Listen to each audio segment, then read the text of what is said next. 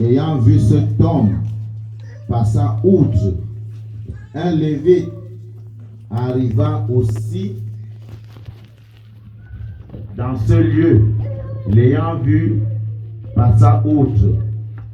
Mais un Samaritain qui voyageait, venu là, fut ému de compassion lorsqu'il le vit et s'approcha et banda ses plaies en y versant de l'huile et du vin. Puis il le mit sur sa propre monture, le conduisit à une hôtellerie et prit soin de lui. 35. Le lendemain, il tira 2 deniers et donna à l'autre et dit: aïe, aie soin de lui, et ce que tu dépenseras de plus, je te le rendrai à mon retour. Lequel de ces 3 semble avoir été le prochain de celui qui était tombé au milieu des brigands? 37 pour finir. C'est celui qui a exercé la miséricorde envers lui, répondit le docteur de la loi, et Jésus lui dit: va, et toi fais de même. Amen. Alléluia. C'est le dernier passage. Je vais commencer par le 37 d'abord.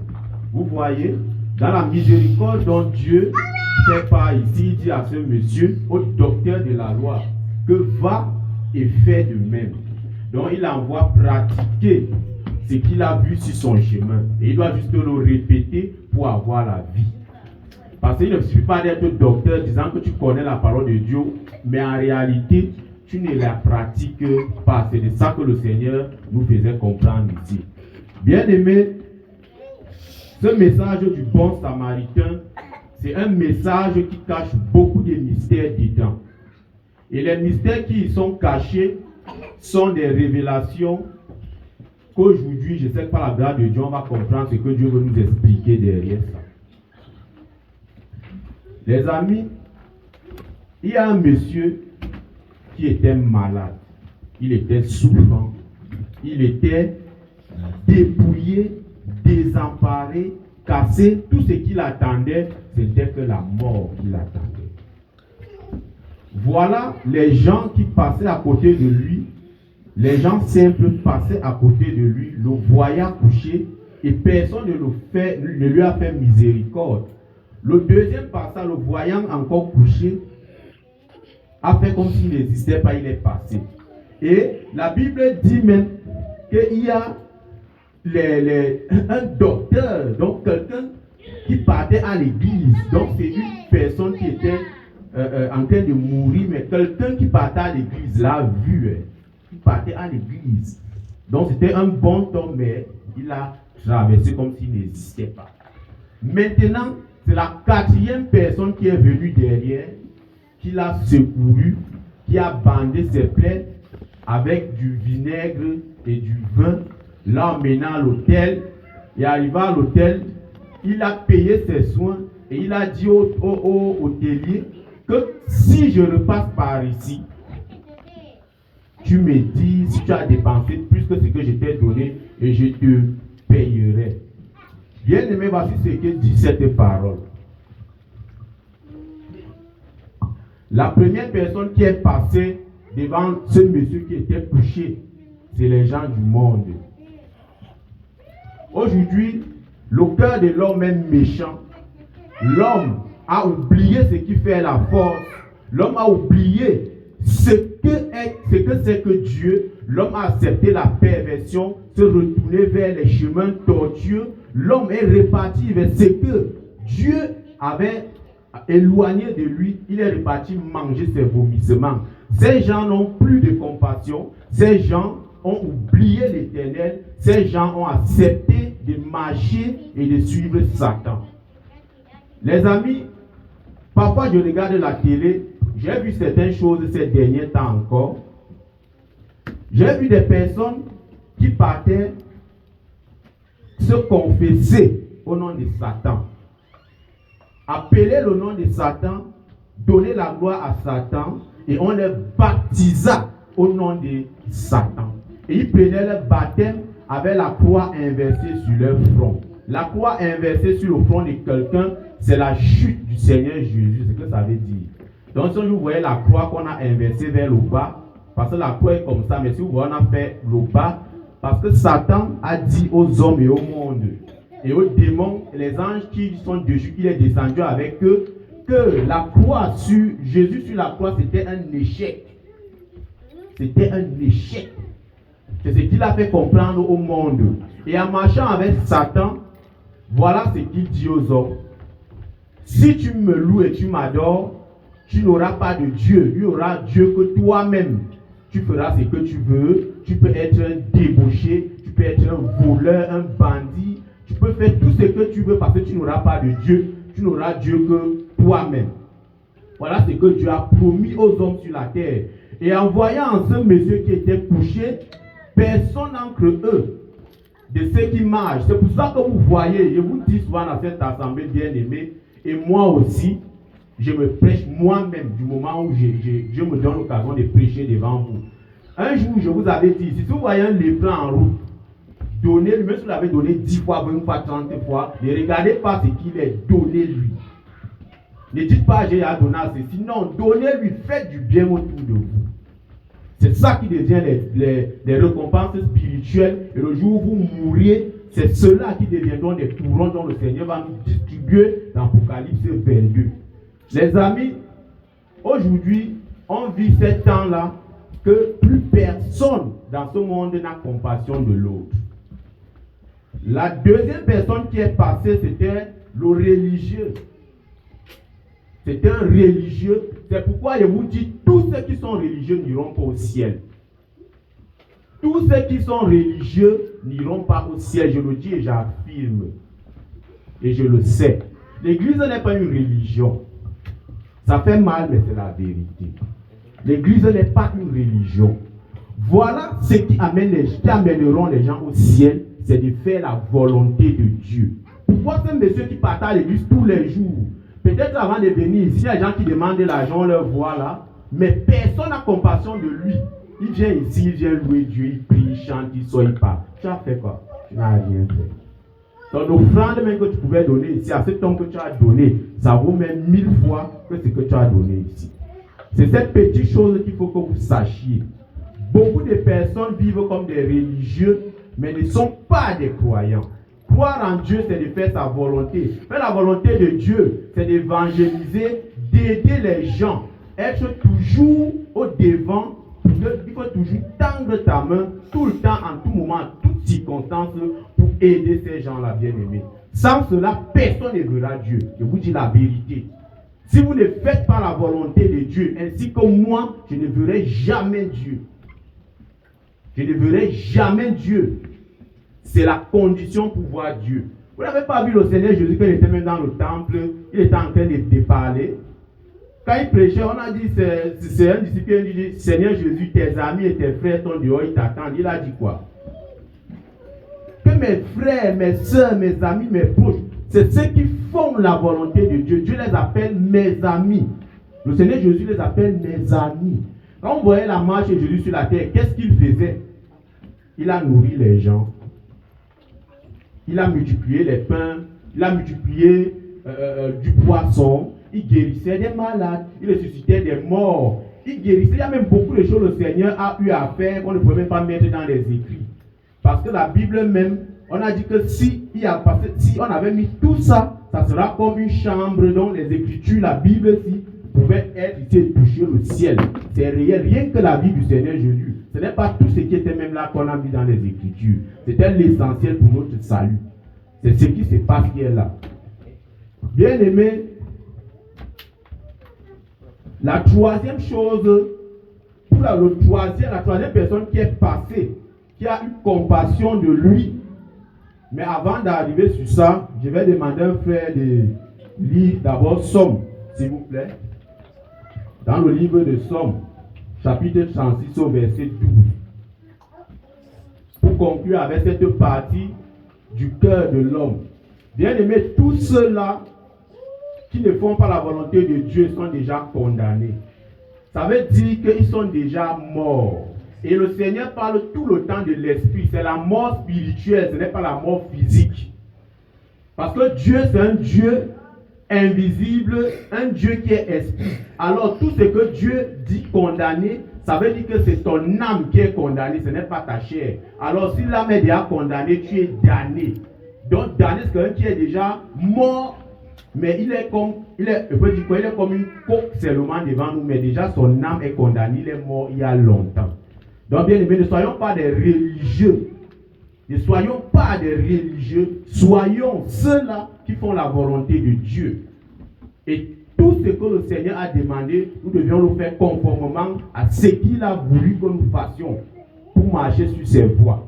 Sans ça, c'est la damnation qui nous attend. Donc, je vais demander à un frère de lire, s'il vous plaît. 36. Je vais faire la lecture. Il est écrit que les pieds de l'orgueilleux ne viennent pas jusqu'à moi et que les mains des méchants ne me fassent pas fuir. Que Dieu bénisse sa parole. Bien aimé, vous avez vu cette parole. Déjà, ces personnes-là qui marchent dans le noir, qui font des mauvaises choses, sont déjà condamnées. Les pieds du méchant, les pieds du malin, les bouches perverses, des personnes qui pratiquent, des personnes qui se sont détournées de l'Éternel, leurs pieds se hâtent juste vers le mal et ils sont déjà condamnés. Bien aimé, pourquoi le cœur de l'homme a si changé? Pourquoi tu n'as plus la compassion? Qu'est-ce que ton prochain ou ton camarade t'a fait pour que tu le haies? Pourquoi l'amour a disparu dans ton cœur? Pourquoi quand les malheurs arrivent aux autres, tu te moques? Pourquoi? Parce que tu es en santé aujourd'hui, parce que tu te portes bien, parce que tu manges bien, parce que tu te sens vraiment, tu es comme on pourrait dire quoi, comme un roi. Tu penses que ces choses n'arrivent qu'aux autres. Toi-même, tu es une proie. Tu n'es que les déchets, tu n'es qu'une ordure. Tu n'es rien du tout. Moi qui parle là, je ne suis rien. Ce corps-là, c'est un corps périssable. Et quand viendra le moment, c'est les asticots qui vont manger ça. Mon corps, c'est les asticots qui vont s'occuper de ça. Mais mon âme sera sauvée. Pourquoi haïr? Va vers ton frère.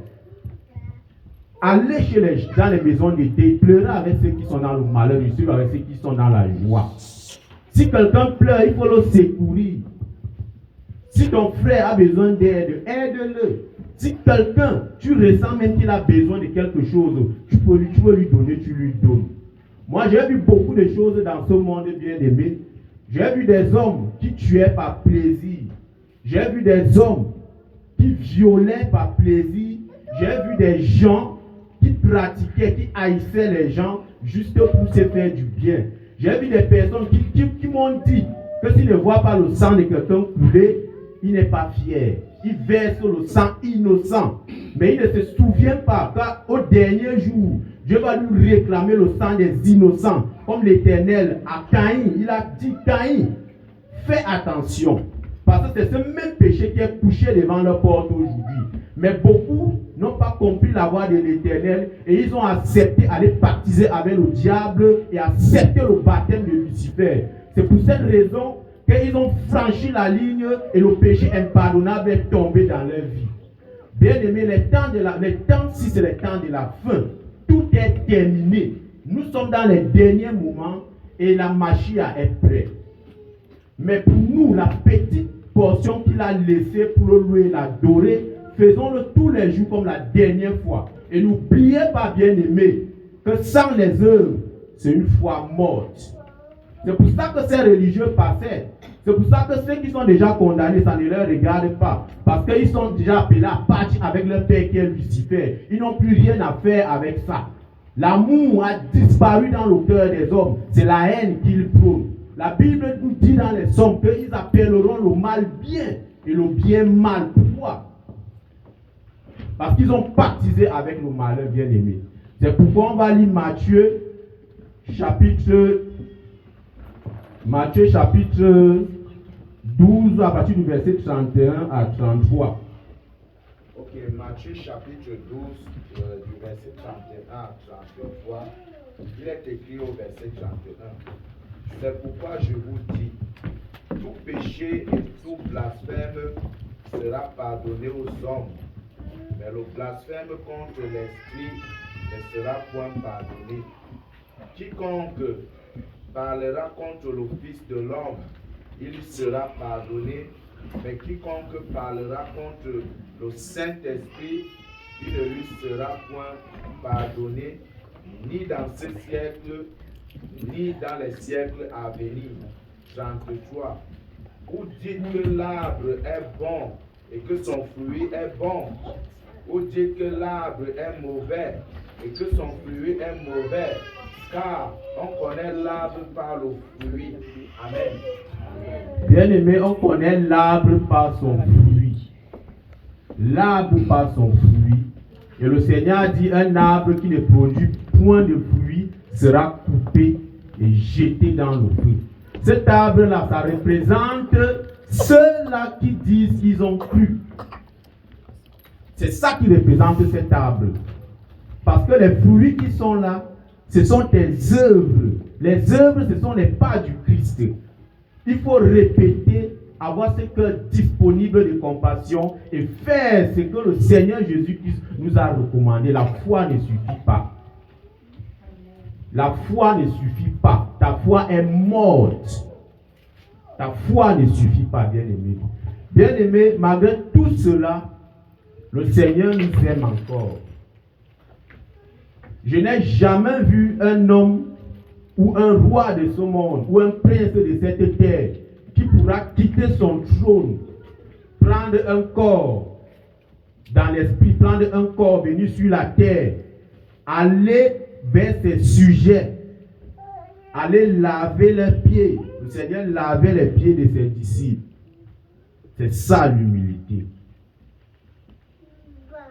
C'est ça l'humilité. Il a lavé leurs pieds. Il a quitté le trône. Il s'est fait insulter, cracher, battu. On l'a rouillé des coups. Jusqu'à l'eau percer la côte. On lui a mis sur la croix, mais ce jour, il dit quoi, Père, pardonne-leur car ils ne savent pas ce qu'ils font. C'était nous sommes en train de maudire les gens là depuis. Qui a cette compassion encore de nous, bien-aimés? Malgré ça, le Seigneur nous aime encore.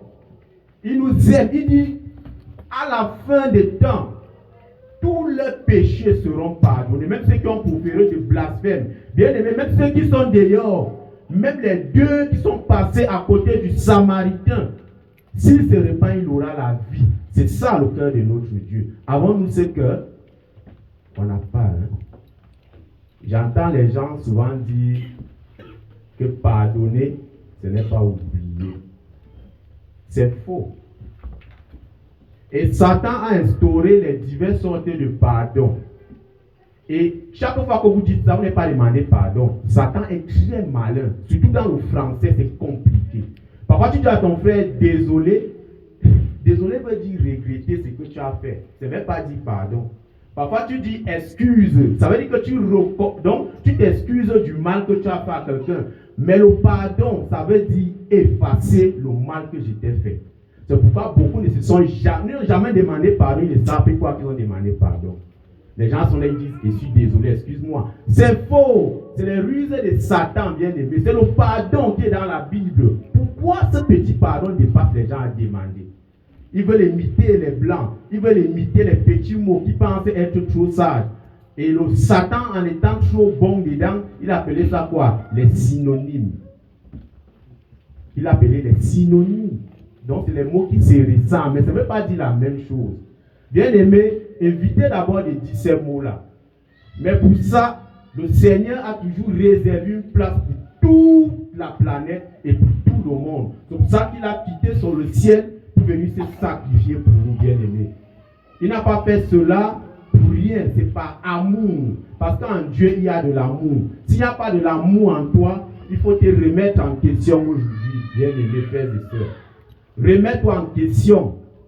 Si tu t'assois sur le banc des querelleurs ou des moqueurs, remets-toi en question. Si ta vie, ce n'est que le bavardage, le congossa, la médisance, en croyant que toi tu es bien positionné, tu as tout, détrompe-toi. Tout doit vers la paix. Aucune de cette volonté-là ne vient du Père, mais ça vient du sacrifice et du mensonge du diable. Mais tu crois que tu fais bien. Ce sont des péchés que Dieu n'aime pas. C'est pourquoi il dit à d'autres qu'il n'y aura plus de rédemption pour ceux qui pêchent volontairement. C'est pour ça qu'il n'y aura plus de rédemption pour ces gens-là. Si toi que tu pêches volontairement et qu'aujourd'hui tu écoutes ce message, arrête ce que tu es en train de faire, reviens vers l'Éternel et marche selon ses voies et tu auras la vie. Et ainsi tu amasseras les trésors qui sont dans le ciel, parce qu'un homme prudent garde toujours un nez vers d'où il y a son trésor, parce que c'est là-bas qui est aussi son cœur. C'est ce que le Seigneur nous dit. Mais toi-même qui es là, où est ton trésor? Où est ton trésor? Il n'y a pas de trésor. Ce n'est pas venir ici que tu auras la vie. Cette maison, c'est le pêtre, c'est le berger, c'est le pasteur. C'est les âmes sauvées qui viennent déjà ici pour être pêtres. C'est ça son rôle ici. Mais changer de cœur et changer de comportement. Vous voyez, Dieu dans tout son amour dit que tous les péchés leur seront pardonnés, même ceux qui ont proféré les blasphèmes contre lui. Même ceux qui ont insulté Jésus, même ceux qui l'ont tapé là, même ceux qui l'ont crucifié là, il les a pardonnés. Mais le péché qu'il n'accepte pas, c'est des péchés contre sa propre personne. Car quand le Seigneur est mort ressuscité, il a revêtu sa vraie nature divine. Là, ce n'était plus Jésus. C'est pas quand il est revenu à la vie, Christ est apparu. C'est le nom divin. C'est son vrai nom. Et sur cette posture, il n'y a plus de pardon. Il n'y a plus de rédemption pour ceux qui blasphèment sur le nom du Seigneur Jésus-Christ. Parce que c'est le nom complet de Dieu. Mais le Jésus, c'était la chair, c'était son corps. C'est pour ça qu'il s'est fait tabasser, massacrer ce corps et tout ce que les gens ont eu à faire que vous connaissez. Mais quand il est revenu dans sa nature, il n'y a plus de pardon pour ceux qui vont blasphémer contre ce nom complet. Il n'y aura plus de rédemption et de vie pour eux. Bien aimé, pour terminer ma prédication, je vais prendre Apocalypse 22, s'il vous plaît. Apocalypse 22 à partir du verset 17.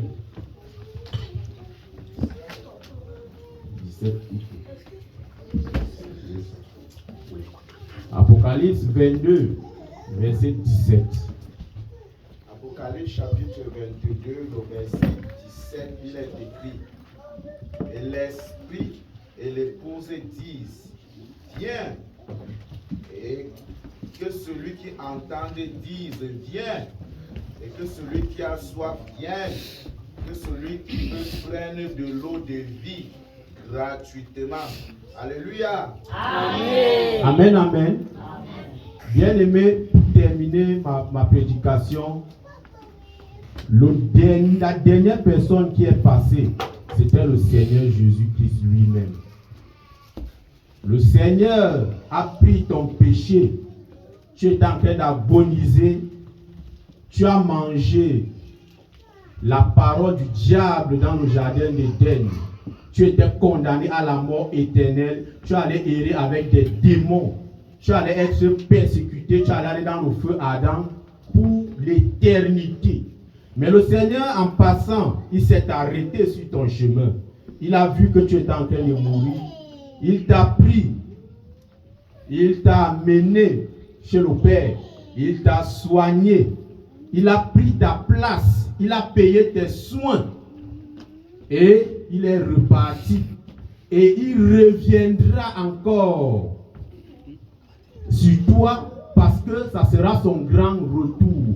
Pour voir si est-ce que pour tous les sacrifices qu'il a eu à faire pour toi, pendant que tu étais blessé, désespéré et qui t'a mené à l'hôpital, l'hôpital c'était son sacrifice.